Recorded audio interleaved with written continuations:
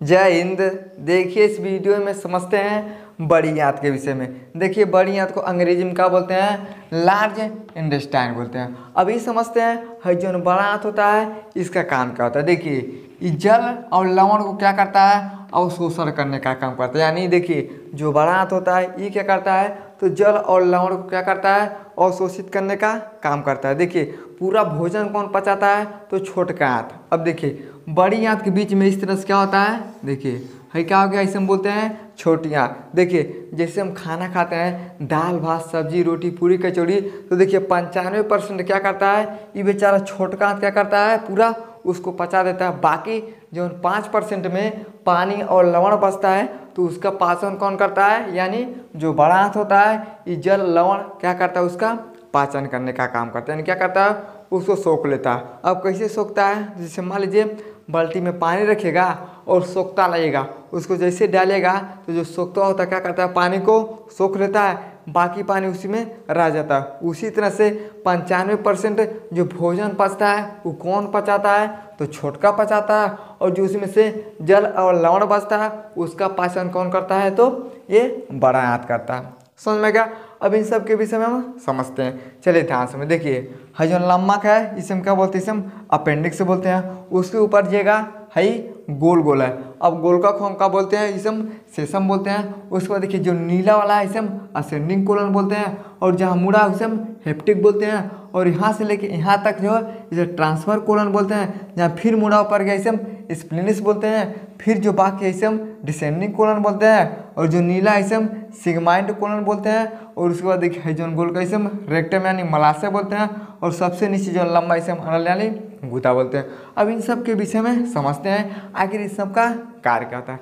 चलिए ध्यान समझिए। देखिए सबसे पहले कौन आता है? उसे हम बोलते हैं अपेंडिक्स। अब इसका कार्य क्या होता है? देखिए ये लाभकारी बैक्टीरिया को स्टोर करता है और संक्रमण में मदद करता है। देखिए हमारे शरीर में लाभकारी बैक्टीरिया होते हैं जो क्या करते हैं? खराब चीज़ को मारने का काम करते हैं। अब देखिएगा दूध पीजिएगा दही पीजिएगा उसमें क्या होता है? बहुत सारा बैक्टीरिया होता है। अगर आप देख जाइएगा तो कहेगा तरीके अब दूध दही नहीं खाए। क्या होता है? हम दूध दही को खाते हैं वो सब क्या होते हैं? लाभकारी बैक्टीरिया होते हैं। उसी तरह से जो अपेंडिक्स होता है क्या करता है? लाभकारी बैक्टीरिया को स्टोर करके रखता है और हमारे शरीर को संक्रमण से बचाने में मदद करता है। समझ में गया? अब देखिए उसके ऊपर आता है सेसम। अब देखिए जो सेसम होता है ये 2.7 क्या होता है? सेंटीमीटर का लंबा होता है। देखिए यहाँ से लेके यहाँ तक कितना होता है? तो 2.7 सेंटीमीटर क्या होता है? ये लंबा होता है। इसका काम क्या होता है? देखिए ये तरल पदार्थ लवण को क्या करता है? अवशोषण करता है। अब देखिए जो छोटा आंत होता है ये क्या करता है? देखिए ये 95% क्या किया भैया? ये भोजन को अवशोषित किया, लेकिन जो 5% बचता है ये क्या करता है? ये बड़का में ढकेल देता है। अब जैसे बड़का में ढकेलता है देखिए जो लवण होता है तो जो बड़ा आंत होता है ये लवण को क्या करता है?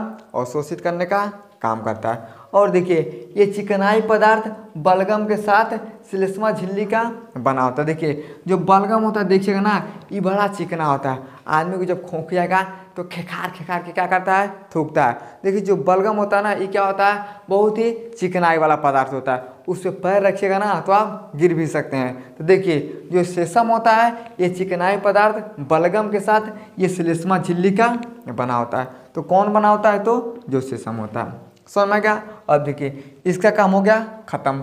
अब अगला आता है असेंडिंग कोलन। अब ध्यान समझिए। देखिए है क्या होता है? इस वाले भाग को हम बोलते हैं असेंडिंग कोलन। देखिए इसे हम बृहदंत बोलते हैं। रंग कैसा होता है?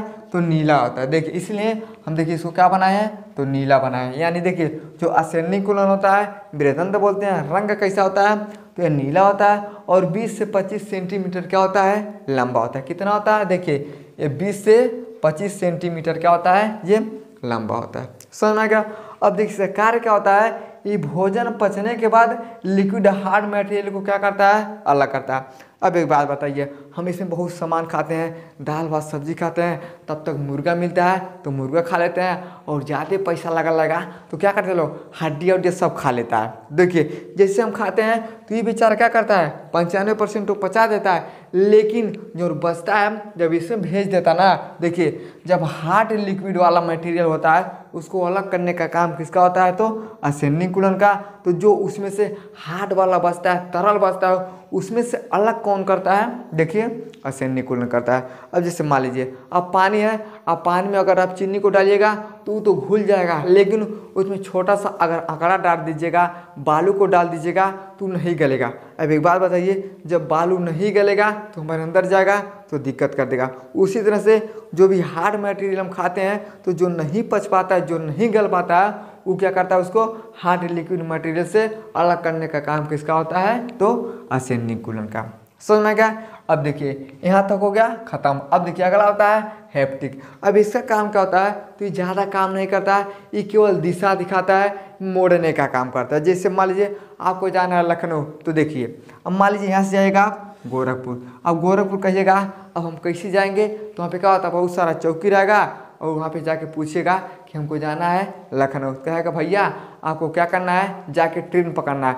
अब ट्रेन क्या करेगा, ट्रेन सीधे आपको पकड़ाएगा, कहाँ जाइएगा आप, लखनऊ चले जाइएगा। यानी क्या हो रहा है, यहाँ पे आपको दिशा दिखाया गया कि भैया आपको यहाँ पे जाना है। जैसे आप रास्ते में कहीं जाते हैं तो रास्ता भूल जाते हैं, तो कौन से पूछते हैं कि फलाना गाँव कौन है, तो आदमी क्या करता है, दिशा को दिखाता है। उसी तरह से जो हेप्टिक होता है फ्लेवर, ये क्या करता है, तो भोजन को दिशा दिखाता है। जैसे भोजन के पास पहुंचता है तुरंत क्या करता है, मोड़ देता है। अब भोजन को मोड़ता है तो कहाँ मोड़ता है, देखिए ये ट्रांसफर कोलन के पास। अब ट्रांसफर कोलन क्या होता है, इसके विषय में हम समझते। देखिए जो ट्रांसफर कोलन होता है इसे हम अनुप्रस्थ बृहदंत बोलते हैं और सबसे अधिक चलता है। अब देखिए सबसे अधिक कौन चलता है, तो यह बेचारा चलता है। देखिए इसका लंबाई कितना होता है, तो 50 सेंटीमीटर। यानी देखिए ट्रांसफर कोलन का लंबाई 50 सेंटीमीटर का होता है और सबसे ज़्यादा चलने वाला ये होता है। जैसे अब छोटा बच्चा है 5 साल का 10 साल का, देखिएगा दिन भर दौड़ेगा, दिन भर घूमेगा, और जो बेचारा बुढ़ा गई है ढकचल पकचल डंडा लेके कितना घूमेगा, नहीं घूम पाता। उसी तरह से ये समझिए क्या होता है, बहुत ज़्यादा चलने वाला कौन होता है, तो ट्रांसफर कोलन होता है। देखिए ये असेंडिंग और डिसेंडिंग कोलन के बीच होता है। अब देखिए है हो गया असेंडिंग कोलन, है हो गया डिसेंडिंग, यानी इन दोनों के बीच में कौन होता है, इसे बोलते हैं ट्रांसफर कोलन।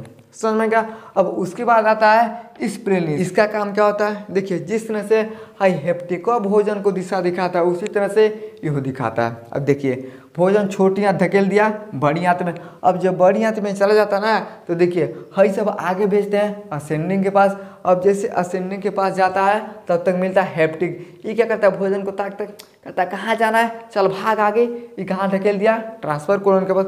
अब देखिए ट्रांसफर कोलन का काम हो गया खत्म।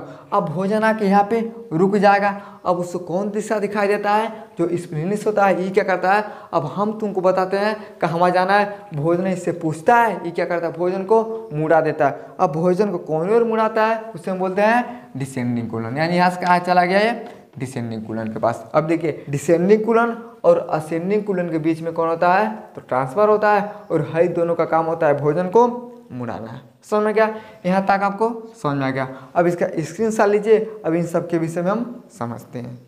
चलिए अगला होता है जिसे हम बोलते हैं डिसेंडिंग कोलन। अब इसके विषय में समझते हैं। देखिए जो डिसेंडिंग कोलन होता है इसे हम बोलते हैं उतरते बृहदंत। अब उतरते बृहदंत काहे बोला जाता है, समझिए। अब मान लीजिए यहाँ से आदमी कौन चढ़ रहा है और जब नीचे आएगा तो लोग बोलते हैं अरे ऊपर चढ़ल हल, अब उतरता। उसी तरह से जब भोजन हमारा असेंडिंग कोलन उसके बाद ट्रांसफर कोलन के पास जाता है, तब क्या होता है, ये नीचे आता है। अब जब जैसे नीचे आता है उसे हम बोलते हैं तो डिसेंडिंग कोलन, और इसे हिंदी में बोलते हैं उतरते बृहदंत। समझ में आ गया। देखिए ये 22 से 30 सेंटीमीटर क्या होता है, लंबाई होता है। देखिए इसका लंबाई 22 से 30 सेंटीमीटर का होता है, ये लंबा होता है। इसका काम क्या होता है, देखिए ये पचे भोजन को संकलित करता है जिससे मलाशय खाली हो सके। अब एक बात बताइए, आप दिन रात खाइएगा खाली और वो बाहर नहीं जाएगा तो दिक्कत हो जाएगा। जैसे मान लीजिए एक ठो घर है, अब वो घर में खाली अब क्या करेगा, धान गेहूँ भरिएगा, वो घर में से धान गेहूँ नहीं बेचेंगे तो खाली नहीं हो पाएगा। उसी तरह से अगर हम भोजन करते जाएंगे, अगर खाली नहीं होगा तो बड़ा समस्या हो जाएगा। तो देखिए ये क्या करता है, पचे भोजन को रोकता है और जिससे मलाशय खाली हो सके। तो ये किसका काम होता है, ये डिसेंडिंग कोलन का। समझ में गया। अब देखिए उसके नीचे होता है जिसे हम सिग्माइंड बोलते हैं। देखिए जो सिग्माइंड कोलन होता है इसे हम अवग्रह बृहदान्त्र बोलते हैं। अब इसका काम क्या होता है, देखिए ये पेल्विक और बड़ी आंत का क्या होता है, एक हिस्सा होता है। देखिए ये कमर के नीचे जो हड्डी होता है इसमें क्या बोलते हैं, तो पेल्विक बोलते हैं। देखिए पेल्विक और ये बड़ी आंत का हिस्सा कौन होता है, तो सिग्माइंड कोलन। देखिए ये मलाशय गुदा के क्या होता है, निकट होता है, लंबाई 35 से 40 सेंटीमीटर। देखिए ये मलाशय और गुदा के निकट होता है। अब मलाशय कौन होता है, देखिए है जो रेक्टम होता है इसे हम बोलते हैं मलाशय और अनल को बोलते हैं गुदा। देखिए ये रेक्टम और गुदा के क्या होता है भैया, ये निकट कौन होता है, तो सिग्माइंड कोलन। अब देखिए हयो लम्बे है, हयो लम्बे है, है सब लम्बे हैं, लेकिन सबसे नज़दीक में कौन है, तो यानी सिग्माइंड कोलन क्या है, तो मलाशय और गुदा के सबसे निकट पाया जाता है। और इसका लंबाई कितना होता है, देखिए ये 35 से 40 सेंटीमीटर का क्या होता है, ये लंबा होता है। समझ में आएगा।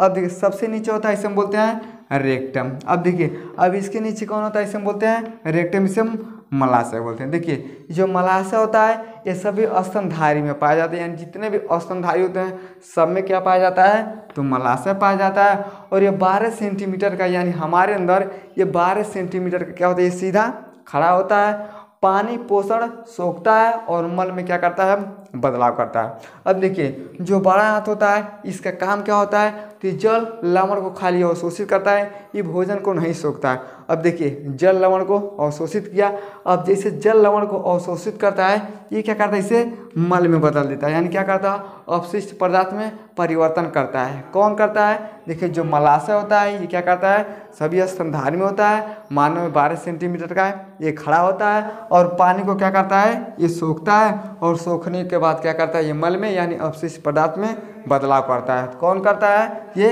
मलाशय करता है। अब सबसे नीचे होता है अनल यानी गुदा होता है। अब गुदा का काम क्या होता है, देखिए ये बताता है कि शौच में जाना है कि नहीं जाना है। यानी देखिए सब चीज़ जब पूरा हो जाता है तो जो अपशिष्ट पदार्थ होता है ये मलाशय में आके रुक जाता है और मलाशय को उत्तेजित कौन करता है, यानी अनल यानी गुदा करता है कि अब कहाँ जाना है, शौच में जाना है। अब देखिए जैसे शौच में जाइएगा तो अनल के माध्यम से जो भी अपशिष्ट पदार्थ होता है ये बाहर चलाता है। तो ये किसका काम हो गया, ये अनल का काम हो गया।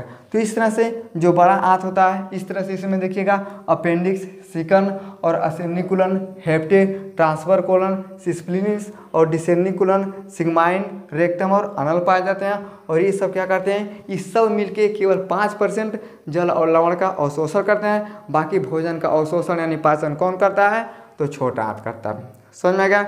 आई होप आपको बड़ी आंत के विषय में समझ में आ गया। मिलते हैं अगले वीडियो में, तब तक के लिए धन्यवाद।